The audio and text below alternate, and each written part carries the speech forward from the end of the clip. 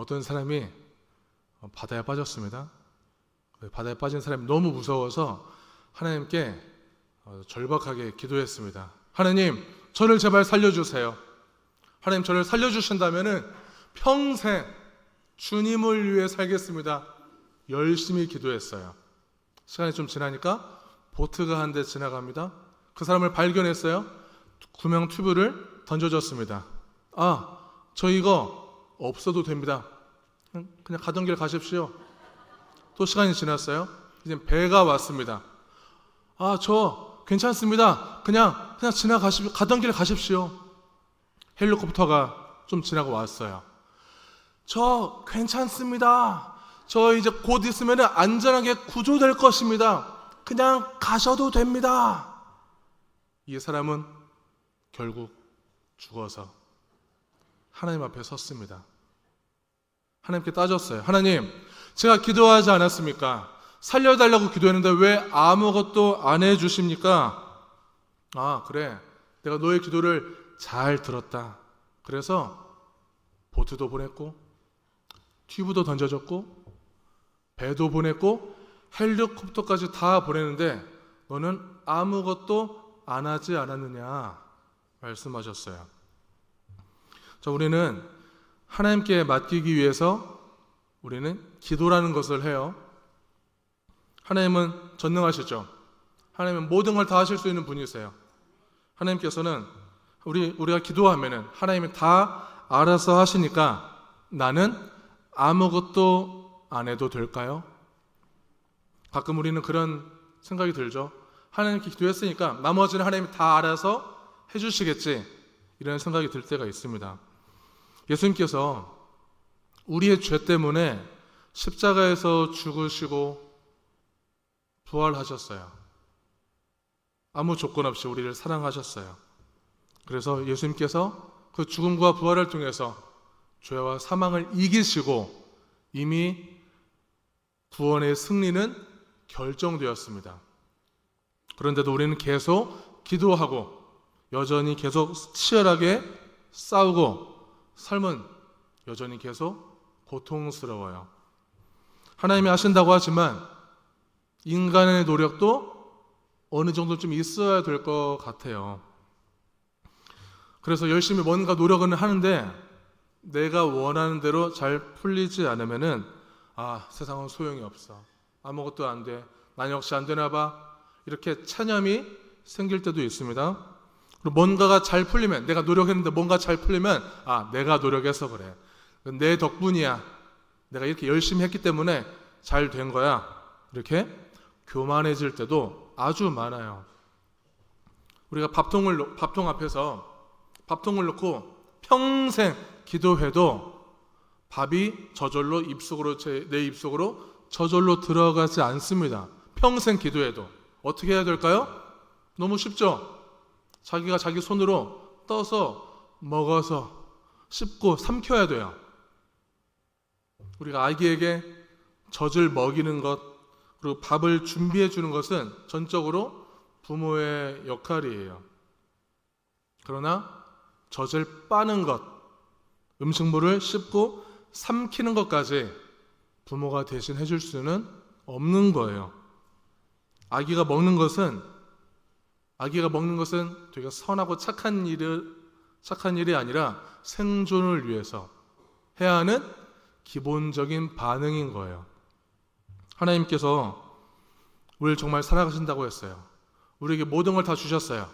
그러나 우리가 해야 할 일도 있는 거예요. 그런 기본적인 반응, 살기 위해서 해야 되는 반응, 당연히 해야 되는 그런 아기의 기본적인 반응인 것처럼 우리가 그 먹는 모습이 너무나 예쁘고 사랑스럽고 때론 고맙기까지 하잖아요. 그렇긴 해도 그걸 공로라고 말하진 않아요. 하나님께서 우리를 전적으로 돌보긴 하지만 우리가 하나님께 수시로 응답해야 되는 거예요. 우리도 하나님께 반응해야 되는 거예요.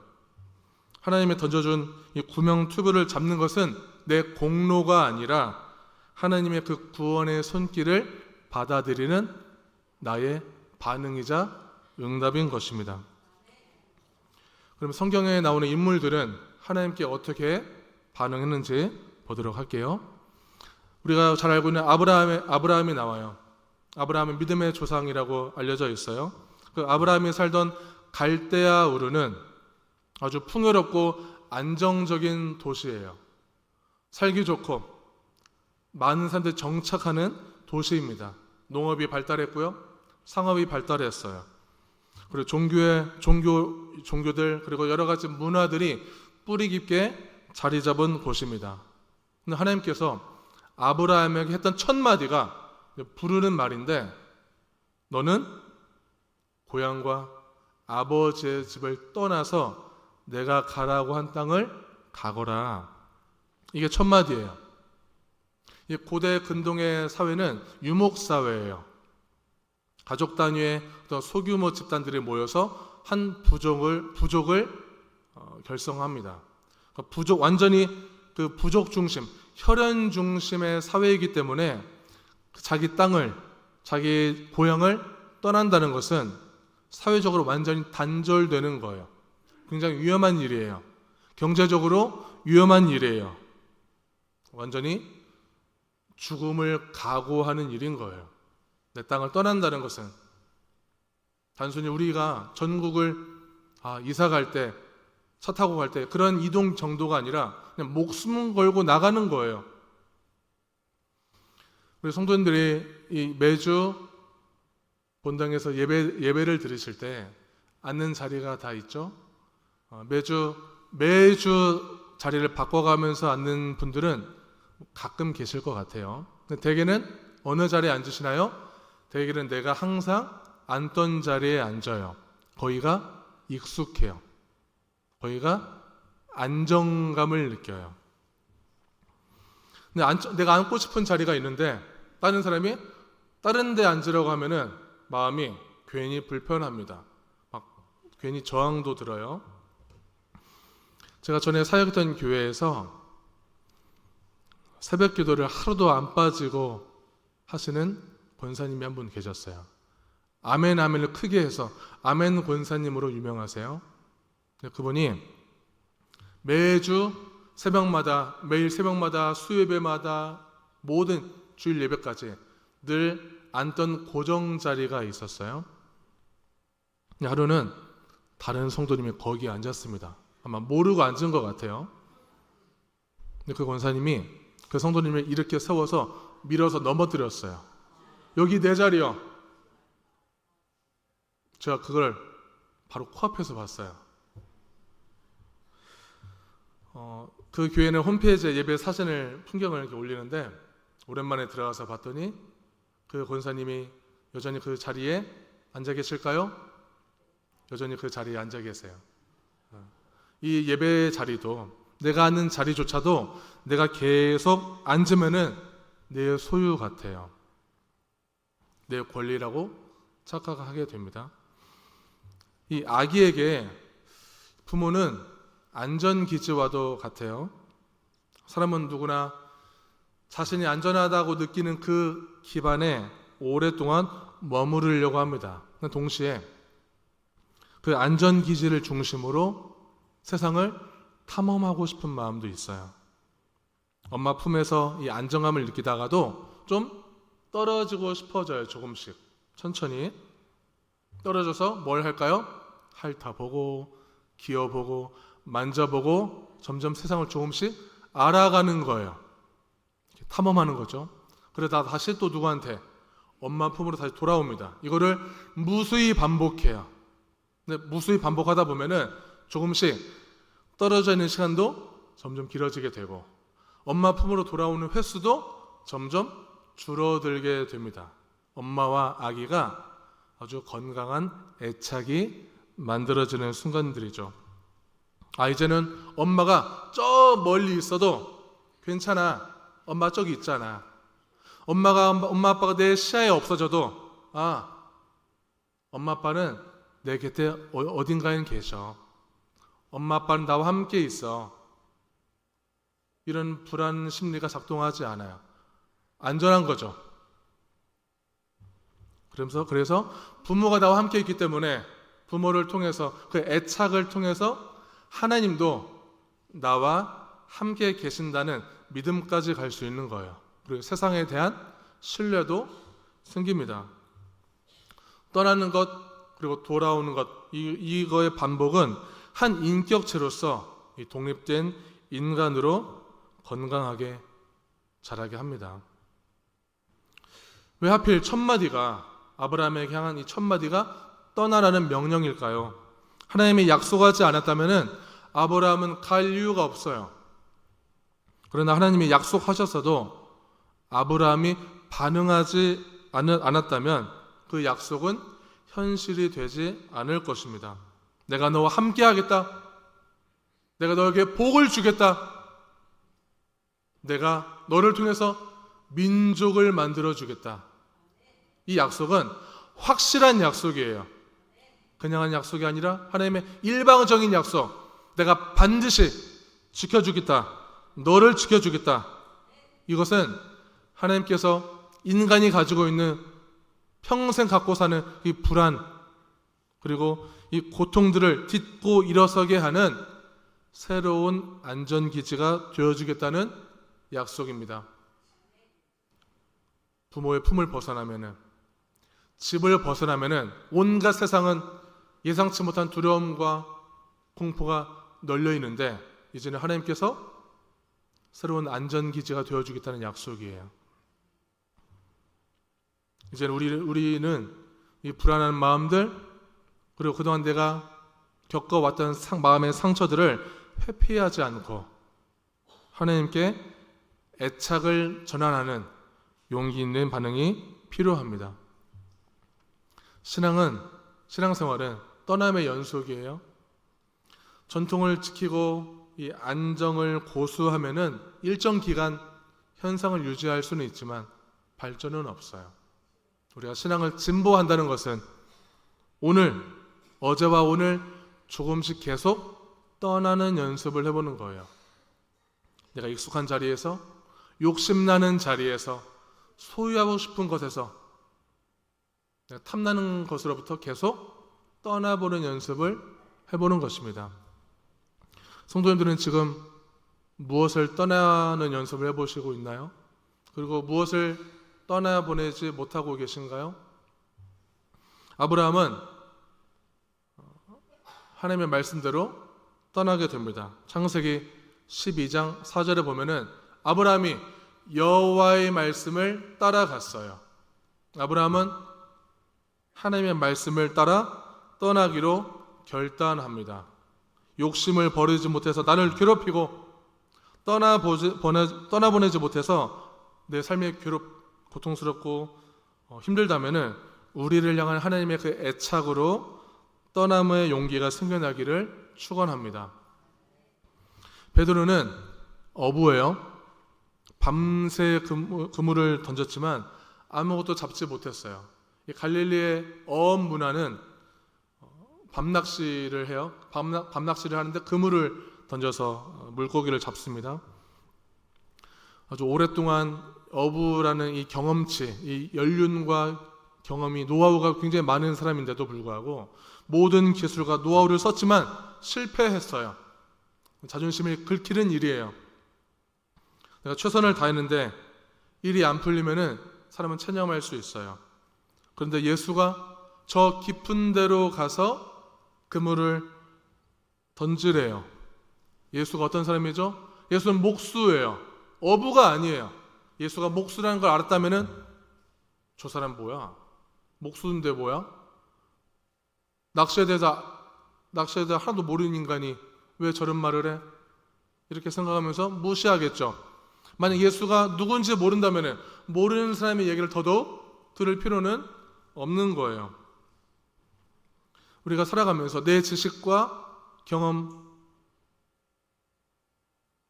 이것들은 세월의 흔적처럼 정말 고귀한 내 재산과도 같습니다. 하나님은 종종 우리에게 내 전문성과 연륜을 뛰어넘는 순종을 요구할 때가 있어요. 교회에서 이런 말 많이 듣습니다. 해봤는데 안 돼요. 해봤는데요, 안 되더라고요. 하지 마세요. 저 인간이요, 안 고쳐져요. 절대 안 고쳐져요. 이런 말이 있죠. 사람은 고쳐 쓰는 게 아니라는 거. 우린 다 알아요. 저도 알아요. 정말 일리 있는 말 같아요. 사람 정말 잘 안 변하는 것 같아요. 저만 봐도 그래요. 그런데 우리가 그 생각을 굳게 믿고 있다면, 철회하지 않는다면, 그 생각에 갇혀 있다면 우리는 기적이 상실된 신앙생활을 하게 되는 거예요. 저는 목회자잖아요. 목회자라 왜 목회를 하겠어요? 교인이 변할 것을 기대하면서 목회를 하지 않겠어요? 근데 인간은 절대 변하지 않는다면 제가 목회를 왜 하겠어요? 목회는 아마 힘들어질 거예요. 그렇게 믿고 있다면은. 우리가 계속 뭔가 시도하고 도전했는데 부정적인 실패가 계속 누적되고 그 기억이 계속 누적되고 해봐야 소용이 없으면은 사람은요 무기력해지더라고요. 아, 소용이 없구나, 안 되는구나. 그럼 우울감도 생겨요. 깊은 데로 가서 그물을 던져라. 이 말은 베드로에게 아주 비합리적인 요구예요. 다 해봤는데 안 됐어요. 그럼 훨씬 나를 설득할 만한 획기적인 대안을 가져와도 들을까 말까 해요. 예수님의 말씀은요 진리의 말씀이기 때문에 취사 선택용이 아닙니다. 예수님의 말씀은 따라야 하는 거예요. 그러려면은 먼저 내 노하우를 내려놔야 하는 것입니다. 내가 살아온 내 경험, 내 연륜을 내려놔야 하는 거예요. 내가 아무리 남들보다 비교적 산전수전, 공중전을 다 겪었어도 하나님의 말씀 앞에서는 내 것을 다 내려놔야 하는 것입니다. 그리고 깊은 데서 잡힐 거라는 그 불확실한 일에 참여해야 하는 불편함이 있어요. 참여해야 되는 거예요. 그걸 위해서 그물을 다 정리해 놨는데 그물을 또 내려야 되는 수고를 해야 합니다. 얼마나 귀찮겠어요, 성가시고. 주변에는 지금 보는 눈들이 많아요. 지금 예수님과 베드로가 1대1 상황이 아니라 예수님이 직전에 많은 사람들에게, 무리들에게 말씀을 전파하시고 이후의 상황이에요. 사람들이 웅성웅성 지금 다 지켜보고 있어요. 자칫 예수님의 말을 응하게 되면은 자존심, 체면이 깎일 수도 있습니다. 정말 던졌는데 아무 일도 없으면 더 자존심이 뭉개지는 일이죠. 그런 마음은 갈등이 되지만 그래도 베드로는 던졌어요. 어떻게 던졌을까요? 누가복음 5장 5절 말씀에 베드로는 시몬이 대답하여 이르되 선생님, 우리들이 밤이 새도록 수고하였으되 잡은 것이 없지만은 말씀에 의지하여 내가 그물을 내리리다 하고, 아멘. 말씀에 의지하여 던졌습니다. 베드로는 예수님의 그 말씀 납득이 되지 않지만, 믿음이 다 가진 않지만 예수님의 말씀이기 때문에 던졌어요. 그 결과가 그물이 찢어질 만큼 물고기가 잡혔습니다. 내가 아무것도 안 해도 하나님의 모든 것을 자동적으로 다 해주시지는 않아요. 하나님이 다 하셨다는 고백은요, 하나님께서 다 준비하셨다는 말과 같아요. 주님이 많은 고기를 예비해 놓으셨어요. 그게 은혜예요. 그러면 우리는 그 은혜에 반응해야 하는 것입니다. 베드로가 많은 고기가 잡힐 걸 알고 반응했나요? 베드로는 그걸 모르고 한 거예요. 베드로가 반응한 이유는 주님의 말씀이기 때문에 반응한 거예요. 저 말씀은 진리이기 때문에, 예수가 진리이기 때문에 반응한 거예요. 주님이 하시겠다고 한다면, 던지라고 한다면 우리의 반응에 따라서 나머지는 하나님이 다 하시는 것입니다. 종종 우리의 반응과 행위가 좀 대단한 노고라고 여겨질 때가 많아요. 하나님이 기적을 만드신 거 맞아요. 하나님이 이 역사를 만드신 건 맞지만요, 그만큼 저도 노력했어요. 저도 많은 걸 했다고요. 저 열심히 섬겼어요. 저 정말 선하게 살았어요. 저 많이 양보하고 참아서 지금 교회가, 우리 가정이 이렇게 평화로운 거예요. 제 노력 좀 알아주세요. 이것도 다 틀린 말은 아니지만 이것은 한편으로는 하나님의 기적과 역사에 대해서 내 노력이 일조했다는 자기 의의가 들어있는 것입니다. 우리 이거 잘 생각해 봐야 돼요. 많이 헷갈리거든요. 우리 그냥 생각 없이 그냥 내 노력이 기적을 만들었다라고 생각할 때가 많아요. 기적은 누가 만드시냐? 기적은 하나님의 영역이에요. 전적인 영역. 내가 순종했기 때문에 기적이 일어난 것이 아니라 내가 순종했고 나머지는 하나님의 방식대로 하나님이 알아서 기적을 만드시는 거예요. 우리의 행위가 그 기적을 만드는데 기여한 것이 결코 아닌 것입니다. 하나님은 그저 우리의 순종과 반응을 기다리고 계세요.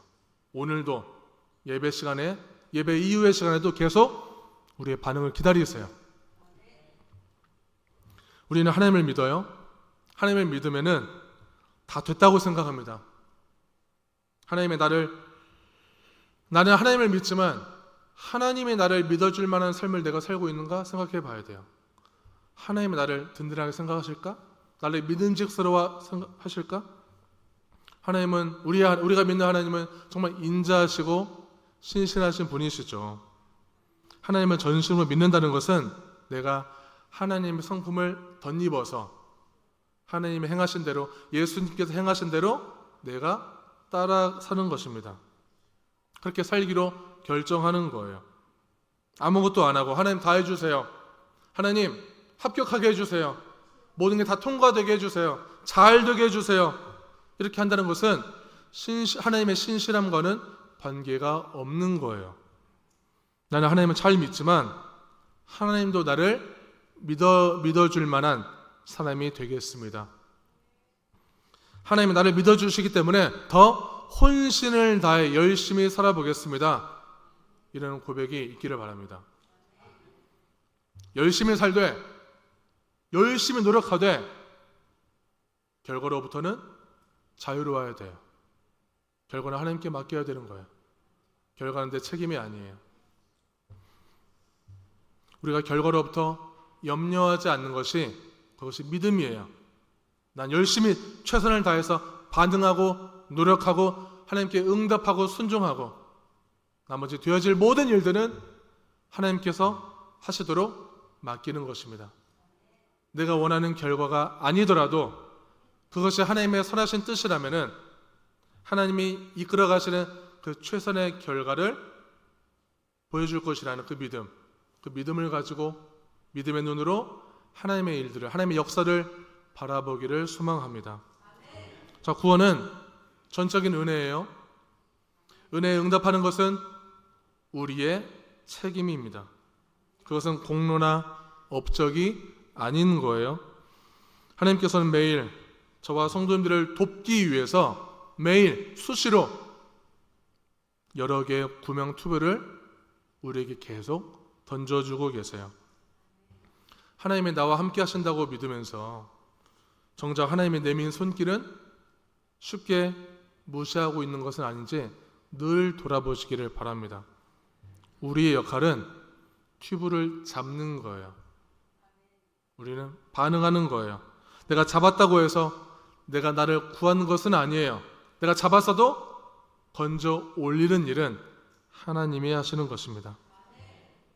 그런 은혜를 입은 자로서, 특히 우리를 너무너무 사랑하셔서 우리가 죄와 가까이 살아가고 사망에 가까이 살아가는 존재임에도 불구하고 아무 조건 없이 우리를 건져주시고 살리기 위해서 십자가에서 죽으시고 부활하신 그 예수님의 사랑을 입은 자로서 오늘도 반응하는 용기, 붙잡는 용기, 욕심과 안락함을 떠나보는 용기, 과감히 실행하는 용기를 통해서 내 삶과 가정과 이 교회 공동체에 하나님이 이미 많이 준비된 그 은혜가 흘러넘치기를 축원합니다.